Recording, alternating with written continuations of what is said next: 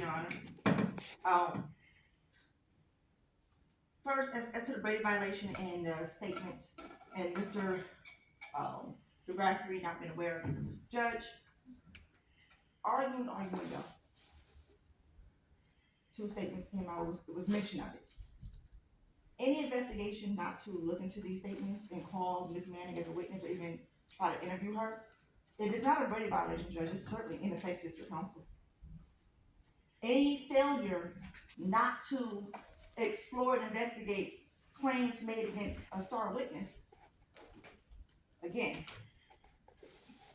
ineffective to the counsel. The prosecution is still did not even address the ineffective to the counsel arguments here.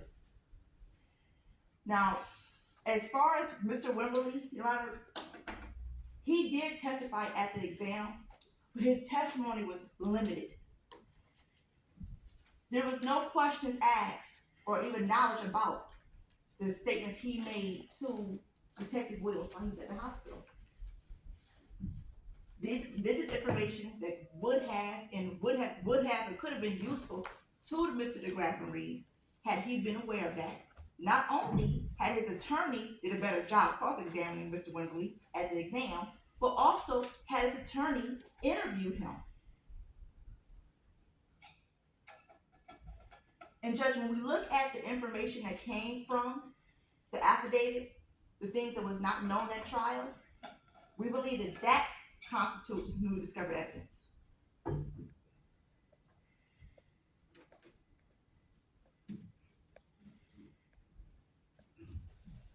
Sorry, 1 second.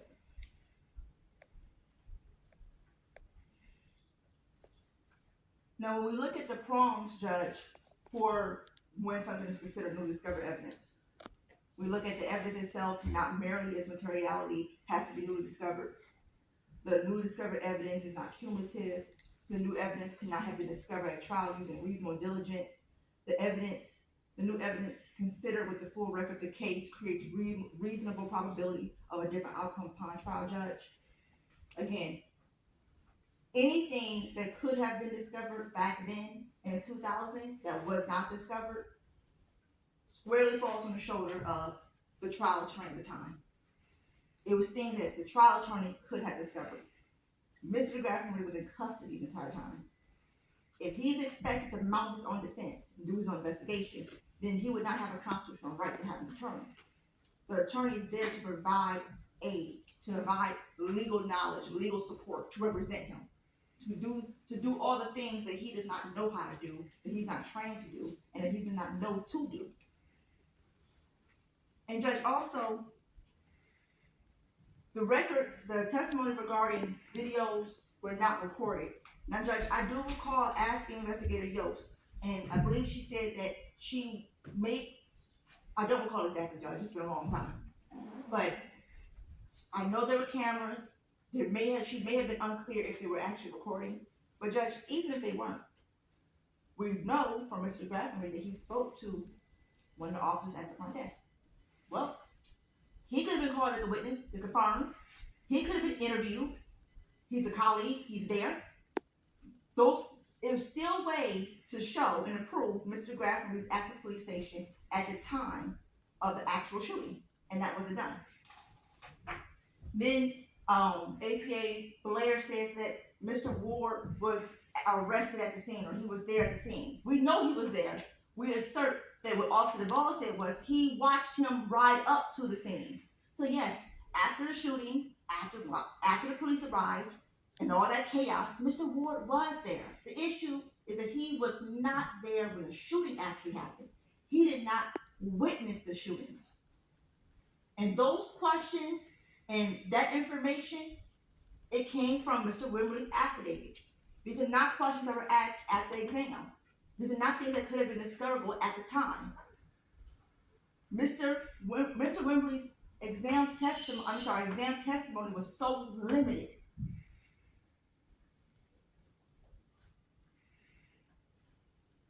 And Judge, I also believe that Mr. DeGraffenreid has good cause and he has shown actual prejudice. And again, Judge, I know this court does have some discretion when it comes to if it's clear that a person is actually innocent, if it is clear that the person is, did not receive a fair trial, this court does have the power to grant a new trial. And in this case, there's definitely evidence here that Mr. Graffenreid, I don't believe, and I think it's almost wrong, Judge, to bar him from receiving a new trial if every single procedural bar is not met or is not cleanly met. If he didn't cleanly jump over it, it wasn't a clear jump. But here, Judge, I do submit to this court, I believe that he has met those procedural bars, but I also believe that this court has discretion that when there is good cause, when there is actual innocence, to grant a new trial when it's clear that Mr. Graffenreid did not receive a fair trial. He just didn't. He did not have a good attorney. He did not have an attorney who was advocating for him or who did any type of investigation, any type of work. What he has now is this new evidence that he has from Mr. Wimberly that could have made a different outcome probable. What he knows now is that had his attorney investigated Tanya Manning's accusation against Raymond Williams, that would have changed the outcome of this case. Had his attorney looked into Mr. Ramos Williams' claims on how he got shot in his left-hand side. And I know APA Blair said something about he testified that he turned, but Judge, again, read the transcript yourself. Pull up a Google map. The corner that he says he's on Sylvia. He says he's running home to Carlisle. He wouldn't have turned anywhere. There's nowhere for him to turn. He was on a side street, running forward. There's no way that he could have been shot. And even as far as the records from Garden City Hospital, I don't believe this court can infer that because they're saying that they no longer have it. They're not saying he was a patient. They don't know he was a patient. They don't know. They're just saying that all records for patients, if he was a patient, would have been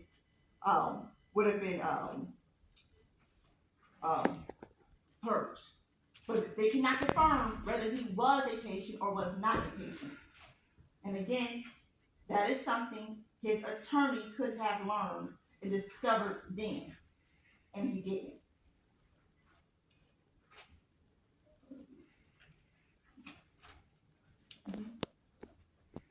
One second, Ryan.